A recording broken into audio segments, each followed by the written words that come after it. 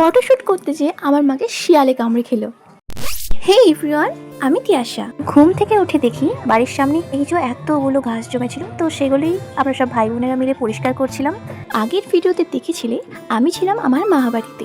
আর বলো তো দেখি এই ফুলটার কি নাম? তারপর সবাই মিলে একটু খাওয়া দাওয়া করেছিলাম। খাওয়ার পর আমার বোনেরা মিলে কি করছিল দেখো। ম্যাম বলছি যে আপনি কি মানে কিভাবে এই জায়গায় আপনি এলেন একটু বলবেন? ওরা এই বিড়ালটার ইন্টারভিউ নিচ্ছিল। বিড়ালও ভাববে আর কোনোদিনের বাড়ি আসবো না। তারপর আমার কলেজের ইন্টারনাল এক্সাম ছিল, অনলাইনে যেহেতু হচ্ছিল, তো এক্সাম শেষ করে গেছিলাম আমার মায়ের ছবি তুলতে। তারপর গিয়ে দেখি ইনি এখানে বসে আছেন। আমার মায়ের মনির মতো করে আমি কিছু ছবি তুলে দিলাম। ওই যে ওটা হলো আমার দিদুর বাড়ি।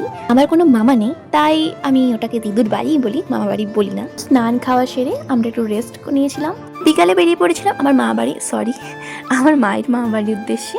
আর এই যে আমার দিদু, মা, আমার বোন, আমার মাসির মেয়ে, আর এটা আমার ভাই। আর আমাদের অনেকটাই দেরি হয়ে গেছিল, তাই আর বেশি না দেরি করে আমরা বেরিয়ে পড়েছিলাম। আর জানো তো, অনেকেই বলে আমাকে আর আমার এই মাসির মেয়েকে প্রায় অনেকটাই একরকম দেখতে। আচ্ছা, আমাদের কি সত্যি একরকম দেখতে? দেন আমাদের হয়তো 30 মিনিট লেগেছিল আসতে। আর তারপরেই বেরিয়ে পড়েছিলাম কিছু খেতে। তো আমরা ফুচকা খেতে যেহেতু বেরিয়েছিলাম, বাট আমরা ফুচকা পাইনি, তো শেষমেশ এই 12 ভাজাই খেতে হয়েছিল। আমরা ওখানে গেছিলাম গাজন উপলক্ষে, তো সেদিন ছিল রাত গাজন, কিন্তু আমি রাত গাজন দেখতে যাইনি। তাহলে চলো ভিডিওটা এই পর্যন্তই, দেখা হচ্ছে পরের ভিডিওতে।